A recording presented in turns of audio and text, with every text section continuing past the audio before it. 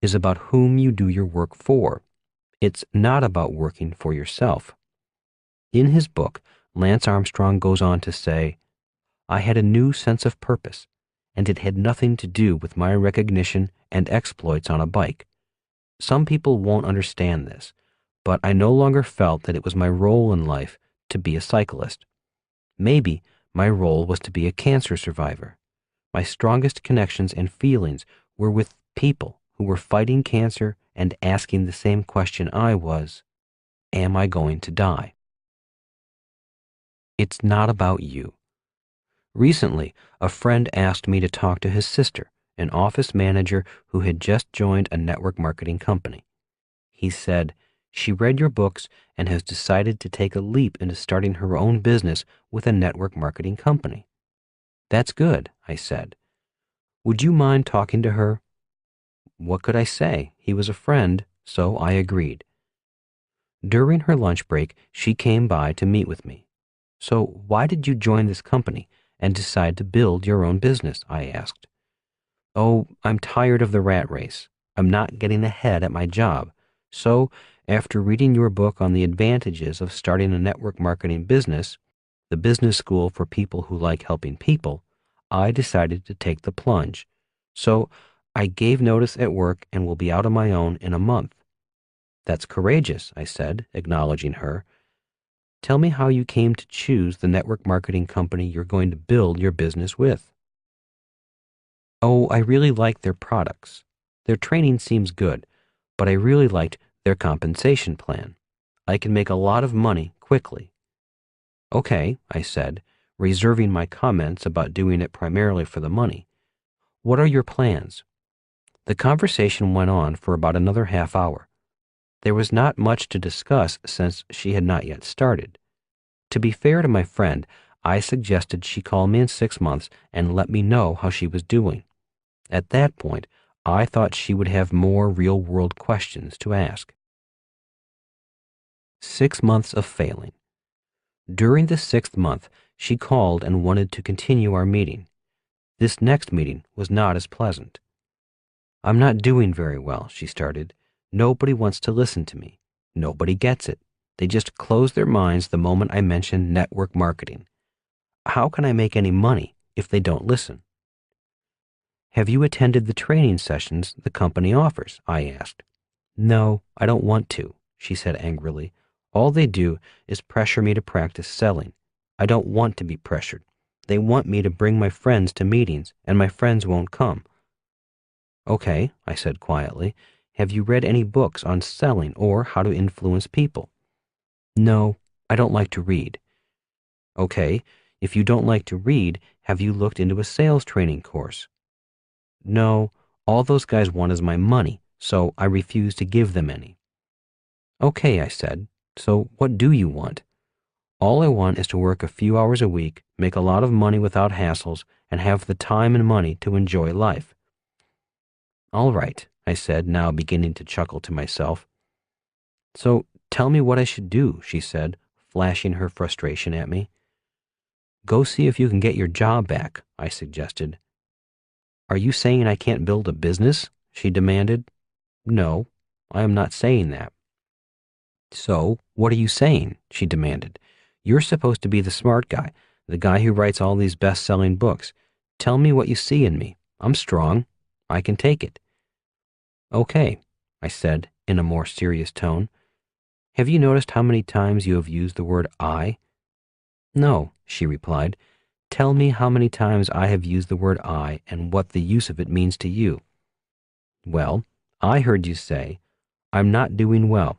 I don't want to attend training classes. I don't want to read. I refuse to give any money. So I say I a lot. So what? As gently as I could, I said, because building a business is not about you. It's about other people. It's about your team, your customers, your teachers, and how well you can serve them. You sound very self-centered, very me, myself, and I oriented. Obviously, she did not like what I had to say, yet she sat back, kept quiet, and listened. I could tell she had heard what I had said and was processing it. Composing herself, she replied, "But I really do not like to read. I really do not like going to training classes. I really hate rejection. I hate closed-minded people who do not get what I am offering them. I hate this emotional pain I am going through. I hate not having a paycheck." Nodding slowly, I softly said, "I understand. I have had to go through similar feelings. I, too, hate to read, hate to study, hate to train, hate to pay for advice, hate the long hours without pay, but I do it." "Why?" she asked. "Because I don't do it for me. My work is not about me. It's about them." "So you study because you want to do better for them, your customers?" "Yes," I replied. "Not just my customers. I study, train, and practice hard for their families, for their community, and for a better world. It's not about me or about the money. It's about being of service." "Well, I want to be of service too," she blurted out. "I'm trying to help people." "Yes, I can tell you are. You have a good heart. The problem is, you must first qualify to serve." "Qualify? What do you mean by qualify?" "Well, medical doctors spend years in medical school qualifying to serve their patients. I do not know of anyone who has quit a job as an office manager and the next day is in the operating room performing eye surgery. Do you?" "No," she said, shaking her head. "So that is why I need to read, train, and practice. It's not about me. It's about being better able to serve other people." Our discussion went on for about an hour more. She did have a very good heart and sincerely did want to serve people. She simply needed to take time to gain the skills required to be better at serving people. Explaining to her the differences between P thinking, A thinking, T thinking, and C thinking people, I told her I thought she was gaining invaluable P thinking people skills from her network marketing company. As she left, I said to her, "Dealing with people is the hardest part of any business." The conversation went to the book Good to Great, and we discussed how greatness was a choice, not luck or chance. To encourage her to continue, I said, "Your company is not training you to be good, but to be great at dealing with people. That is a priceless skill, and a skill essential to be of service to your fellow human beings. But you and only you can make that choice to be great. Most people are happy just to be good, because being good is all they need to serve themselves." As she left, she asked, "So not all people are in business to serve other people?" "That is my experience. Too many people go to work simply to make money. A few people go to work to be of service. Different people, different missions." In the next chapter, we will go into how to build a team and how to deal with different people with different missions. It is a very important chapter because people come to work for different reasons. If their reasons are not aligned to the mission of the business, the results are often chaos and losses of time and money. Many businesses fail simply because in business there are different people with different missions. The power of a mission. In Vietnam, I witnessed firsthand a third world nation beat the most powerful nation in the world simply because its fighting forces had a stronger sense of mission. I see the same thing in business today. We have all seen smaller entrepreneurial companies such as Microsoft, Apple, Google, and Amazon blast past big, stodgy blue-chip companies, making the young entrepreneurs far richer than older corporate executives climbing the corporate ladders. Today, while blue-chip corporate executives are becoming millionaires, youthful entrepreneurs are becoming billionaires. As in Vietnam, it's not a matter of the size of the business. It's a matter of the size of the mission. That is why I have dedicated so much time to this subject. Earlier in this book, I wrote about the 3 10-year phases of my development.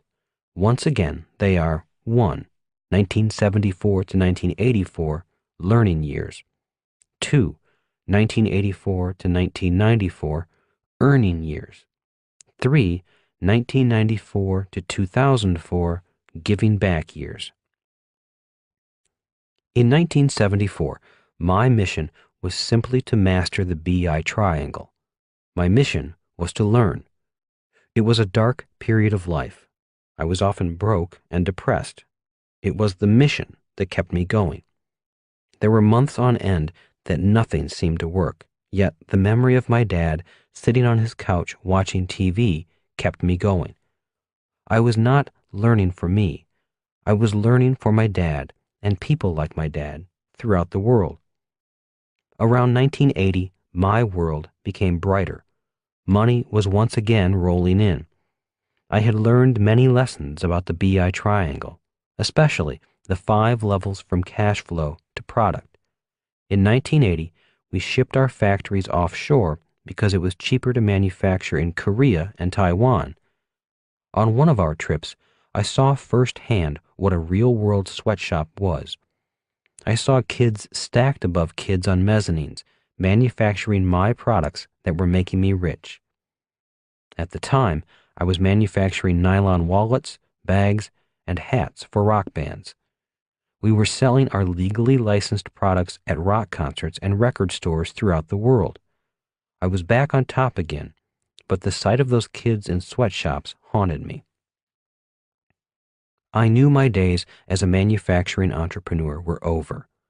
Besides, I realized my mission to learn was changing. I knew it was time to move on. In December 1984, Kim and I moved to California.